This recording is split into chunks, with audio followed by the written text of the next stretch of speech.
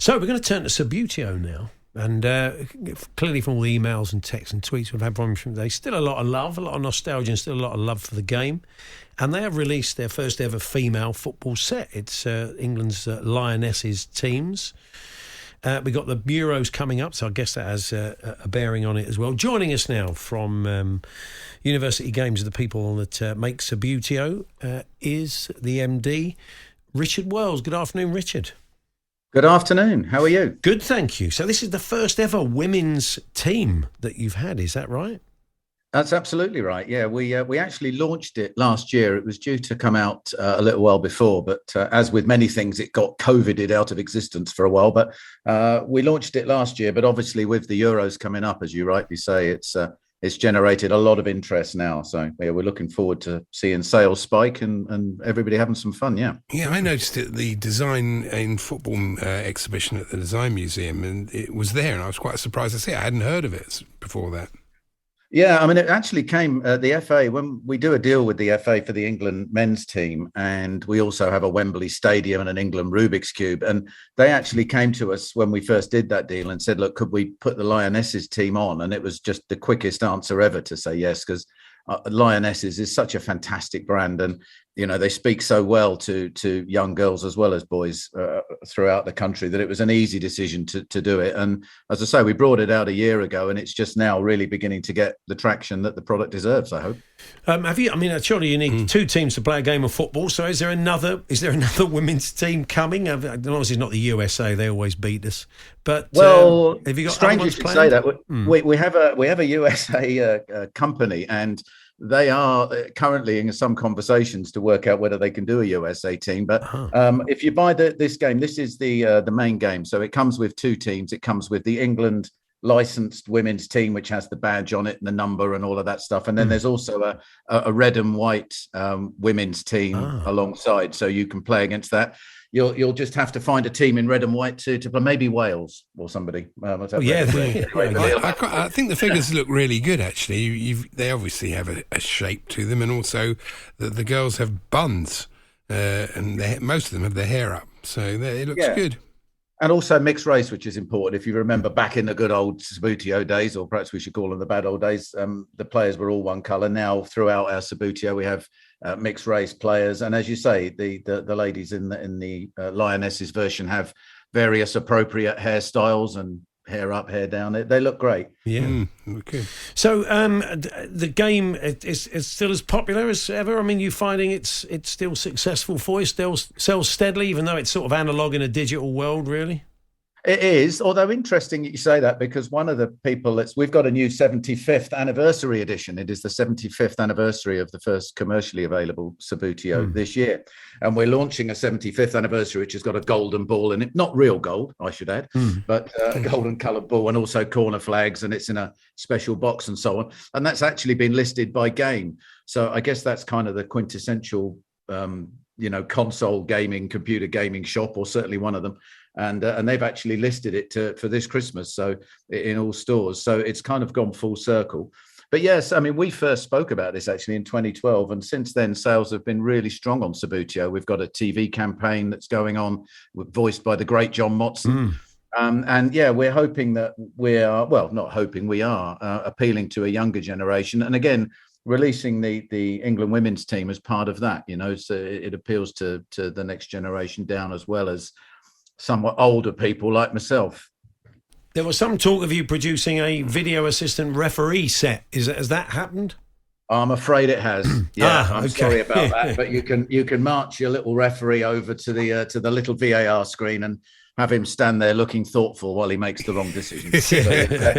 Just like real life. And is like real life. Is all the paraphernalia from the past still available? I mean, obviously it'd be expensive. Do you still make the St John's ambulance men? Do you still have all the stands and the floodlights? I mean, are there or not? Is that just too expensive these days? Well, some of it we do. So we do the fences. We do a replacement set of balls, because they always seem to go missing or eaten by the cat or something. Who knows where they vanish off to. But we have the referee set, which has all the officials in. We also have the fences, which you do need, because the fences stop the ball flying out into the cat or wherever else it might go.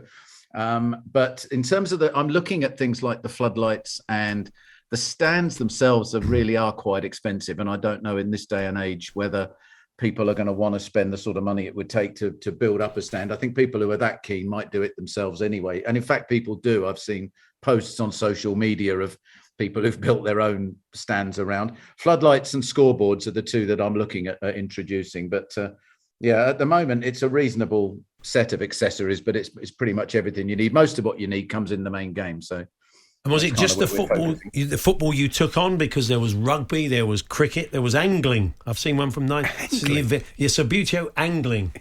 Be still, my beating heart. Can you imagine playing Subbuteo angling? I can't imagine anything much more fun. However, sadly, no. I had Subbuteo cricket and I had Subbuteo rugby as well. Once upon a time, you had to drop the ball in that kind of big plastic scrum thing. Do you remember? It dropped out. Most peculiar, but I'm not sure, to be truthful, that and hopefully our friends at Hasbro won't kill me for saying this, but I'm not sure that they were quite as successful as a game as the football. They were always a little bit contrived, I think, because Subbuteo was so successful. But I think if we stick with the football, as I say, the figures are a lot better now. They don't break anymore. You know, it used to be a pain known to no man when you trod on a Subbuteo figure. It was agony. But now they kind of bend. Yeah, they kind of bend now instead of snapping. So they're. I wouldn't say they were indestructible, but they're a lot more secured. Yeah, one of the listeners saying he never quite got over the fact he knelt on Archie Gemmell. I mean, it's but that wouldn't be the same anymore, of course. He would just bounce back, Archie. No, he would just bounce back. Although he was quite a spiky character, wasn't he, Archie Gemmell? He was. See that. You wouldn't want to kneel on him for too long. But no, it was agony. And if you trod on one, or knelt on one, like you say, there was no pain known like it, I don't think. But no, it was. These days there are a lot more. We actually got a video of a truck driving over a Subbuteo player just to show how durable he is. If you're playing in the road at any point, yeah. You never know, exactly. Might happen. Exactly. If you're having a game in the middle of the street, then at least the players are safe, even if you're not. Yeah, that's true. And is it sold in other territories around the world? I mean, obviously, football's played everywhere, so you'd imagine they have a world championship, and they all come in, don't they, to play that? They do. There is there are world championships of table football and so on. It is sold in other territories. It's very big in Italy. It does reasonably well in France and in Spain as well. The odd one out, unsurprisingly, you might think, is Germany. Germany have their own game that everybody goes weak-kneed over, men of a certain age, which is called tip kick, I think, or something similar. So Subbuteo never really got any traction in the German market, but it does. It sells very well. Italy and Spain are particularly strong, but still the UK and Ireland lead the way, I'm delighted to say. And what a set these days costs was sort of between 35 and 40 pounds. Is that right? To Hang on, sir. You've obviously bought one recently. £39.95 is the RRP, although other RRPs are available. But yeah, that's the general. So 40 quid, and we've tried to hold it at that for the last few years. So I think it still represents good value. It's a different way of playing from computer games, and I love computer games. I'm not going to diss them, but you still interact through a screen, even if you're playing with friends doing it. Whereas, as we all know, Subbuteo is very much sort of an in-face game. You're right playing with somebody and you're interacting directly with them. So I think there's still a big market for that sort of thing. And we're finding that, during lockdown, sales were really strong, as they were for a lot of board games and jigsaw puzzles, and people really wanted to interact that way, I think. So, yeah, sales are going very, very well for us. And this year, obviously, with the Euros for the ladies and then the World Cup at the end of the year, we're seeing very, very strong demand from our retail partners, yeah. Nice one. Look, good to talk to you, Richard. Thanks very much. Well, it's my pleasure. Thanks for your time. Richard Wells there, the Managing Director of the Subbuteo Makers University Games, on the news that they have brought out to coincide with the Women's European Championship, which we'll bring you here on TalkSport, a women's football edition. Andy, what you got there? Tip kick. It's good. That's the German version, is it? It's basically the player's got a button on the top of his head. You press. Yeah, it's like striker. You press the button and his foot goes. That's it.